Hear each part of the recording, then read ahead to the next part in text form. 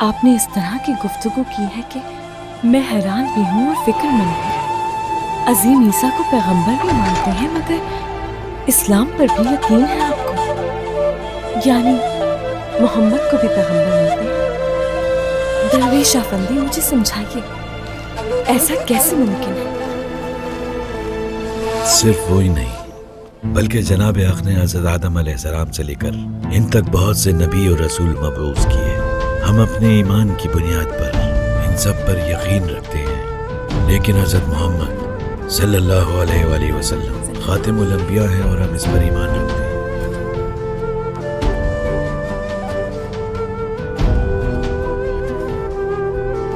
ٹھیک ہے، مگر کیا محمد، میرا مطلب ہے کہ آپ کے نبی، انہیں بھی عظیم عیسیٰ کی طرح مشکلات کا سامنا کرنا پڑا؟ خصوصیات بتائیے۔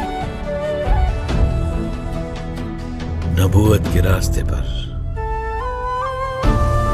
آپ صلی اللہ علیہ وسلم پر بہت سی مشکلات آئیں، بہت سی آزمائشیں آئیں، جبکہ آپ یہ جاننا چاہتی ہیں تو یقیناً میں بتاؤں گا۔ صادق اور امین لقب تھا آپ صلی اللہ علیہ وآلہ وسلم کا اعلان نبوت سے پہلے ہی۔ جانتی ہو کیوں؟ اس لیے کہ وہ امانت پہ خیانت نہیں کرتے تھے، سچے اور پاک باز تھے، ہمیشہ انصاف کیا انہوں نے۔ کیا کعبے کے بارے میں سنا ہے؟ وہ حج کی جگہ ہے۔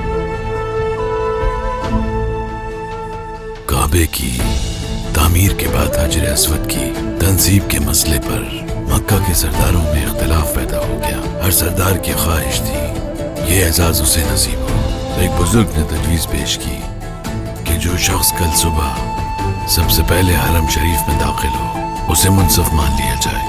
دوسرے دن ہمارے آقا حسب معمول صبح صادق کے وقت حرم شریف کی جانب چل دیے۔ آپ جیسے ہی داخل ہوئے تو لوگ پکار اٹھے کہ یہ تو محمد ہے، یہ صادق اور امین ہے، یہ جو فیصلہ کریں گے ہم اس سے راضی ہوں گے۔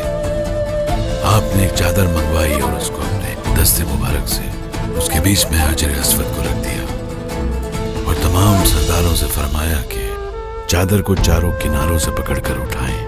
حجر اسود کے مقام پر پہنچ کر آپ نے حجر اسود کو خود اپنے دستے مبارک سے اٹھایا اور اس کی جگہ پر اسے نصب کر دیا۔ اس طرح اس فیصلے سے پوری قوم مطمئن اور خوش ہو گئی اور ایک بہت بڑا خونی تنازع ظہور پذیر ہوتے ہوتے رہ گیا۔ خوبصورت قصہ ہے۔ یہ تو میں نے آپ کو ایک مختصر قصہ سنایا ہے، کہنے کو بہت کچھ ہے لیکن الفاظ کافی نہیں۔